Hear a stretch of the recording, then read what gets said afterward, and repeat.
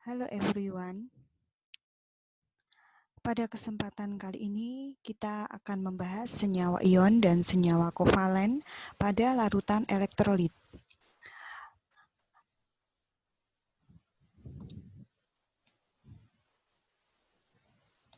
Sebelum kita lanjut ke video pembahasan, sekalian bisa subscribe terlebih dahulu channel ini. Jangan lupa untuk like dan share ke teman-teman kalian agar kita bisa belajar dimanapun kita berada.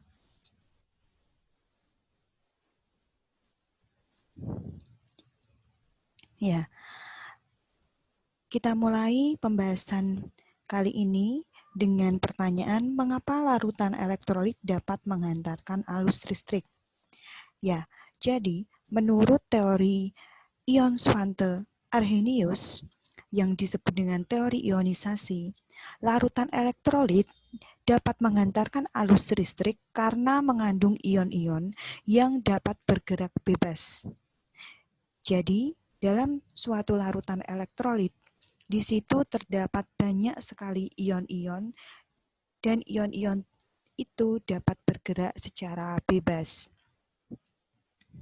Nah, menurut hasil dari pengujian, lampu menyala yang terang pada sebuah larutan elektrolit di situ dikarenakan adanya daya hantar listrik yang besar. Nah, lampu menyala yang redup pada larutan elektrolit lemah otomatis karena daya hantar listriknya pun kecil. Daya hantar listrik yang besar diakibatkan karena pada larutan elektrolit kuat, di sini terdapat ion-ion yang bergerak dan sangatlah banyak. Sedangkan daya hantar listriknya yang kecil disebabkan karena pada larutan elektrolit lemah, ini harusnya lemah, ion-ion yang bergerak itu sedikit. Nah, sehingga untuk larutan elektrolit kuat, dia ion-ionnya banyak yang dinamakan dengan proses ionisasi sempurna. Sedangkan untuk larutan elektrolit lemah, di situ terdapat ion-ion yang bergerak bebas tetapi sedikit atau disebut dengan ionisasi sebagian. Nah, banyak sedikitnya ion yang bergerak secara bebas dinyatakan dengan yang namanya derajat ionisasi. Derajat ionisasi ini bisa kita hitung dengan membagi jumlah zat yang terionisasi dengan jumlah zat mula-mula. Ya, derajat ionisasi ini memiliki simbol alfa atau bisa kita tuliskan dengan lambang seperti ini, dibaca alfa yang melambangkan derajat ionisasi. Di mana derajat ionisasi tadi adalah jumlah zat yang terionisasi dibagi dengan jumlah zat yang mula-mula. Nah, ketika semua zat semuanya mengion, nilai alfanya itu adalah 1. Ya. Sedangkan jika tidak ada yang mengion atau dalam larutan elektrolit itu ion-ionnya tidak ada, berarti alfanya nilainya adalah 0. Nah, jika zat itu mengion tetapi sebagian itu 0, ya, nilai alfanya 0, kurang dari alfa dan kurang dari 1 atau pertengahannya. Misalnya bisa 0,2. Otomatis dia terionnya itu sebagian atau 0,7. Nah, berarti dia mengion sebagian. Nah, kita bisa melihat kuat atau tidaknya suatu larutan elektrolit dengan melihat nilai dari derajat ionisasi ini. Misalkan kita mau meramalkan suatu larutan X. Di sini larutan X dia mempunyai derajat ionisasi 1. Nah, otomatis kalau dia mempunyai derajat ionisasi 1, dia termasuk yang paling atas ini. Dia mengion semuanya, atau mengion seluruhnya, atau mengion sempurna. Sehingga kalau dia mengion sempurna, otomatis atau terionisasi sempurna, otomatis dia termasuk larutan elektrolit kuat.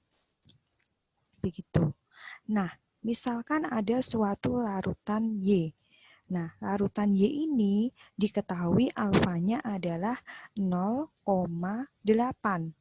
Nah, sehingga dia di sini kita bisa lihat masuk yang ini. Jika sebagian Z mengion, berarti alfanya ini. Nah, otomatis ketika dia larutan Y ini mengion sebagian, termasuk elektrolit lemah.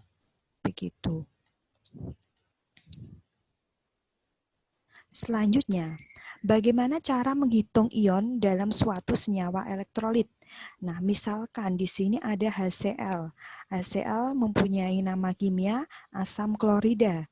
Dia mempunyai jumlah ion 2. Dari mana? Kita buat reaksi ionisasinya. HCl, dia ketika dalam bentuk larutannya, dia akan mengion menjadi H+ dan Cl-. Nah, ionnya ini ada berapa?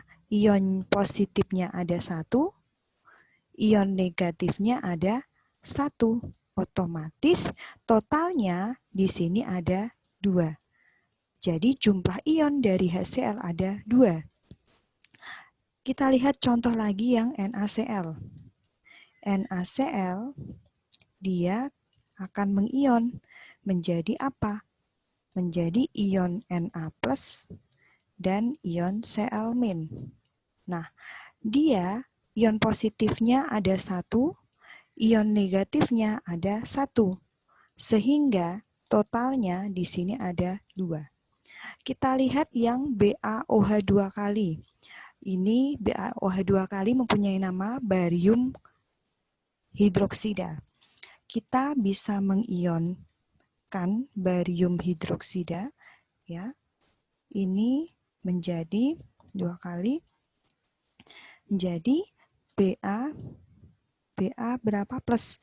Karena Ba ini golongan 2A, berarti Ba 2 plus. Kemudian, dan apa yang ion negatifnya? OH-. Nah, ternyata ion OH- di sini dia ada angka 2, maka kita beri angka 2 di sini. Otomatis Ba di sini dia ionnya ada 1 dan OH- di sini dia ionnya ada 2. Nah, sehingga totalnya di sini ionnya adalah 3. Oke. Kita lihat. Nah, ini kurang tepat ini. Untuk AlOH, kita ionkan lagi. AlOH 3 kali yang mempunyai nama aluminium hidroksida. Nah, kita ionkan ini ya di bawah sini menjadi ion yang positif apa? Al3+. Nah, dan OH-. Nah, OH- di sini ada angka kecil 3. Kita beri angka 3. Ion Al3+ ada 1, ion OH-nya ada 3. Otomatis di sini totalnya adalah 4. Nah, ini kurang tepat typo, mohon maaf. Ini harusnya 4. Kemudian, nah ini coba kita lihat. H3PO4. H3PO4 kita juga ionkan. H3PO4. Nah, mengion jadi apa? H+ ya. Nah, karena di sini ada angka 3, kita beri angka 3 plus PO4 3-. Nah, di sini Ada berapa ion? Ada berapa ion totalnya? Nah, silahkan ini berapa? Tuliskan di kolom komentar ya, untuk membuktikan bahwa kalian sudah paham. Nah, setelah kalian menuliskan di kolom komentar, kita lanjutkan pada senyawa ion dalam larutan elektrolit. Nah, untuk senyawa ion, jika senyawa ion tersebut dalam bentuk padatan, misalnya apa? NaCl. NaCl itu terdapat dalam apa? Dalam garam dapur. Nah, ketika garam dapur itu bentuknya padatan, senyawa NaCl itu memiliki ion-ion yang berikatan sangat kuat dan tidak bergerak bebas. Nah, ketika NaCl atau garam dapur tadi dalam bentuk padatan, otomatis dia tidak bisa menghantarkan listrik. Ya. Nah, sedangkan untuk senyawa ion seperti NaCl yang terdapat dalam garam dapur tadi, ketika dia dalam bentuk larutan atau kalian bisa bayangkan garam ditambahkan dengan air kemudian diaduk, di situ kan terbentuk larutan garam atau terbentuk larutan natrium klorida. Nah, dalam bentuk larutannya di situ ikatan positif ya, ikatan ion positif dan ikatan ion negatif di situ akan putus sehingga terdapat ion-ion yang bergerak bebas. Sehingga senyawa ion dalam bentuk larutan itu dapat menghantarkan listrik karena tadi ion-ionnya bergerak secara bebas tapi dalam bentuk larutannya.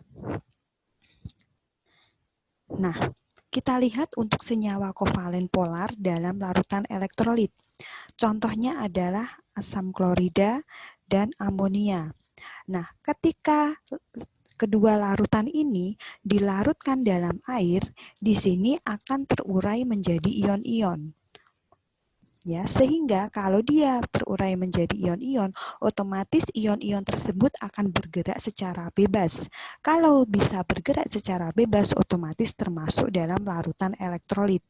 Nah, khusus untuk gula, dia tidak termasuk larutan elektrolit karena gula tidak terionisasi atau senyawanya C12H22O11.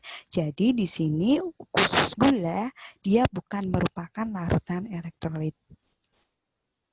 Sekian pembahasan pada video ini, semoga bermanfaat. Terima kasih. Jangan lupa untuk nyalakan tombol lonceng, kemudian share ke teman-teman kalian agar kita bisa belajar dimanapun kita berada. Sampai ketemu di video selanjutnya.